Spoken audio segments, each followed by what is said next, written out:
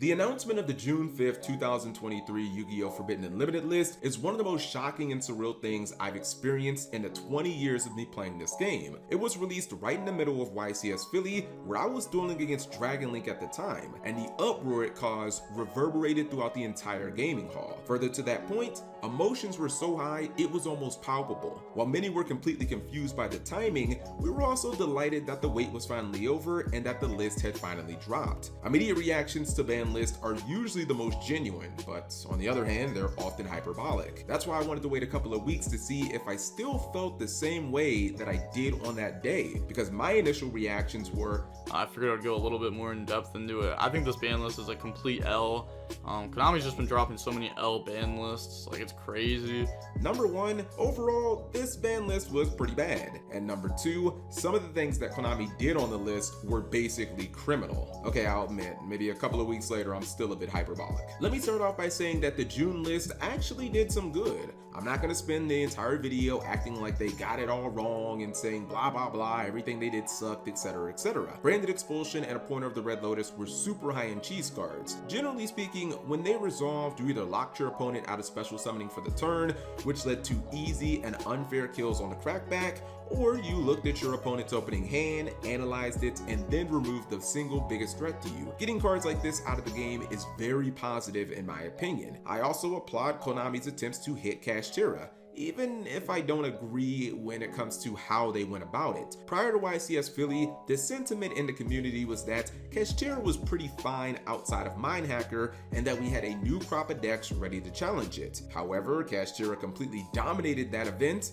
as the entire top four consisted of the theme, which proved that they probably needed a couple of more hits in addition to just Diablos. The small dings to Runic and the pullback to Herald of the Orange Light were solid. I'm sure Drytron players will appreciate any help that they can get at this point. Lastly, I'm all for bringing back older cards off the ban list. Blaster could be cute and Salaman great, especially with the upcoming legendary duelist, and Denlong might actually work in Sword Soul or really any deck that can synchro summon into level 5s. So those were cool, and maybe that could mean Tidal ends up coming off the ban list before the end of the year. Now that we've got the good out of the way, let's talk about the bad and the downright ugly.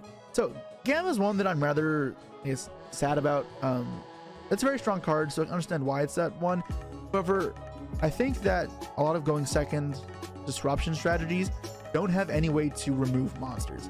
If you think about what hand traps can actually remove monsters from the field, it's Nibiru, Gamma, Orange Light. It's not much. And I don't like that when it's a one-dimensional type of interruption to play around, it becomes very easy to do so. So with that in mind, I think Gamma was healthy for the game, and I'm sad it's set 1. However, I can understand though that maybe it was too strong when you go first and you get to Gamma, like you get Ashed on your field spell. But at the same time, that requires people to play around Gamma or play around. Yeah, I mean, I don't know. I think that's a good thing to exist in the game, not a bad thing. From what I understand, I'm on an island on this one, but I very much disagree with the limitation of Cyframe Gear Gamma. This was Konami TCG simply copying the OCG, and honestly, it's so nonsensical, it's just painful. For starters, I've never really loved this idea of let's just copy what the OCG did, mainly due to the fact that A, we're a drastically different game in the TCG, and B, because it's been proven in the past with archetypes like Necroz, Konami TCG and OCG can hit completely different cards based on their own ideologies and achieve the desired results. So copying the OCG just isn't the move in my opinion. Gamma was hit in the OCG due to what I like to refer to as Book of Moon or Bottomless Trap Hole Syndrome. Cards that competitive duelists throw in every single deck that they can find and simply won't stop playing, basically until you force them to. They put Gamma at 2 in the OCG, and every competitive player over there just threw Gamma and everything. Konami ultimately threw up their hands and said, fine, we're just gonna limit it. The problem here, in my opinion, is twofold. Number one, Gamma had not proven itself to be a continuous competitive staple over a long stretch of time. Yes, it saw tons of play post Power of the Elements, but then it subsequently fell off a cliff during tier format. The card wasn't used all that much earlier this year, post Photon Hypernova, around February for YCS Vegas, but then we know that it skyrocketed again after Cyberstorm Access, where the card became an excellent counter to things like Drone and Lockbird. So honestly, the Book of Moon Syndrome, where a card is too popular for its own good, doesn't even apply here. And let's say that it did. Why wouldn't Konami just apply the standard SOP and semi-limited Thurs. Why immediately go for broke and limit the card? It should go without saying, but Gamma is a very unique card when it comes to the FNL list, similar to ones like Destiny Hero Malicious, Slash Draw, and Reborn Tengu, in the sense that these cards often have their power level tied directly to how many copies of them you can run,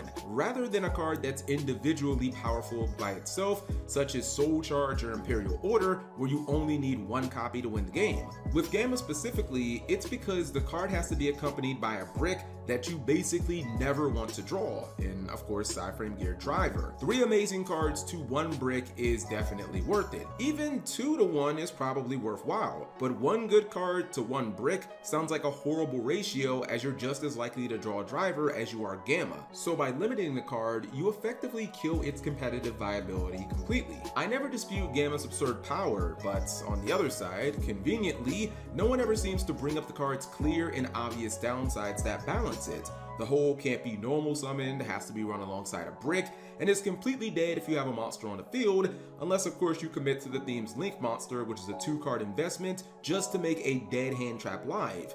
These are pretty large flaws that have caused countless duelist games, but people only focus on the, oh well, my Ash Blossom or Droll got gammaed, so it's too broken.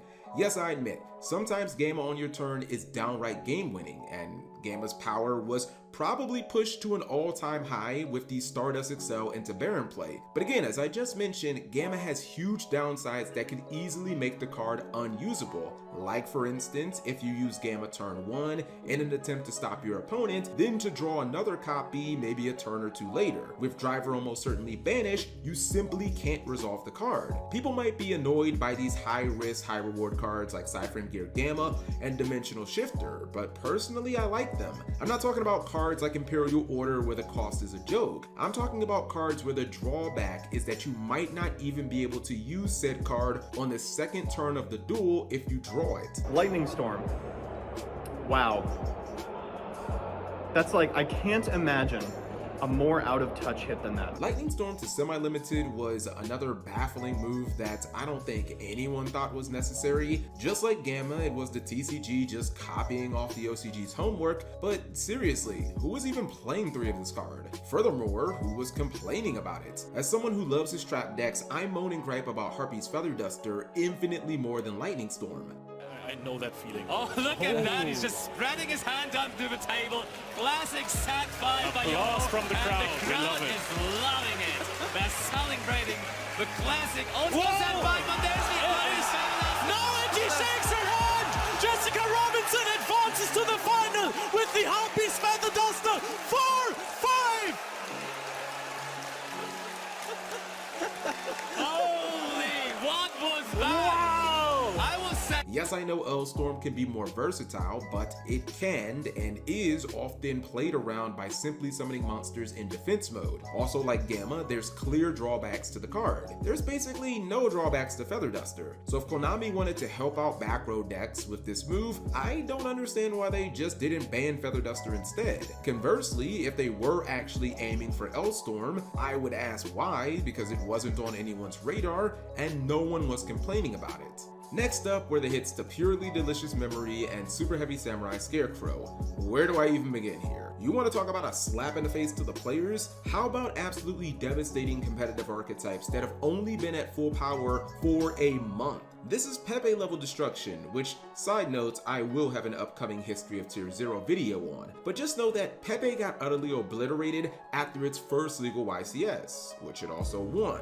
The key difference here is Pepe took something inconceivable like 28 of the top 32 spots, proving that nothing else could legitimately compete with it. This is completely opposed to Purely, which for comparison took only 2 spots of the top 32 cut at YCS Philly. For some more context, just know that this was less than Branded and Labyrinth, which weren't even considered tier 1 decks at the time. And for the record, that's also with YCS champions like Kamal Crooks and Hani Jawari playing the Purely archetype at that event. Despite all of this, the theme received a gut-wrenching consistency hit to Delicious Memory that hurt so bad the archetype is currently considered roguish tier competitively and has had to completely switch its playstyle. Instead of these solid turn 1 noir boards with Sleepy Memory, which were fairly easy to break, to be honest, by the way of cards like Santa Claus, Kaijus, and Kurikara, where essentially you'd have a player having multiple spins and draws, hoping to draw into hand traps. Now, Purely has had to completely shift its focus to being a blind second deck that relies on happy, cheese OTKs, and turboing out Zeus. I'm not saying I'm against decks shifting their playstyles and identities from format to format. We saw it happen with Zodiac, which initially was a big combo deck with Bearman and Fusion subplays, then years later returned to the metagame as basically a Borbo Zeus turbo deck. But Zodiac did that because so many of its cards, whether directly or indirectly,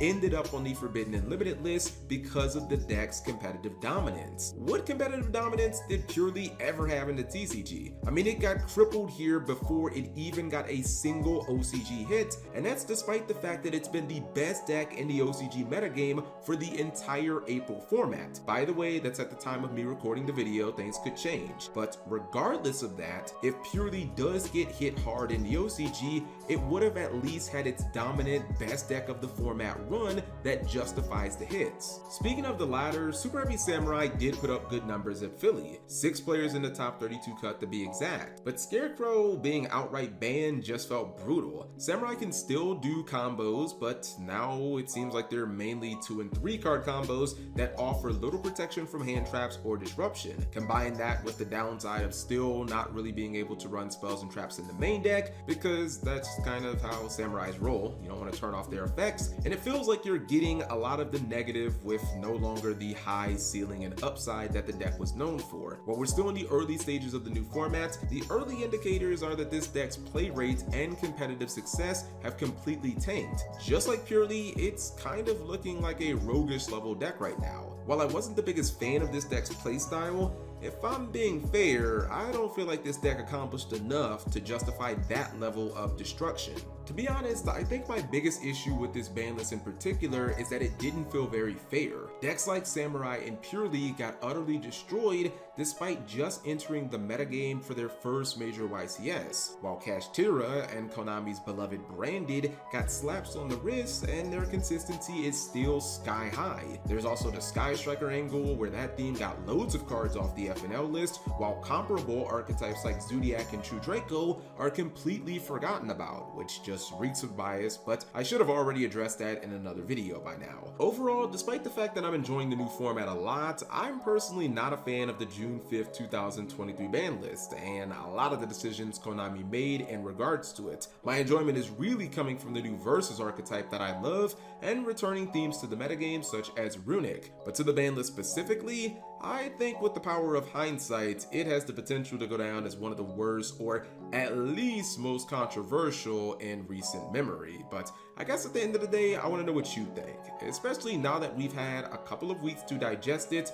What do you think of the June 5th, 2023 ban list? Did you like it, love it, hate it? Are you indifferent to it? And leave those thoughts in the comment section below. Thank you guys for watching as always, and come back for more videos like this in the future. Was this the ban list I wanted? No.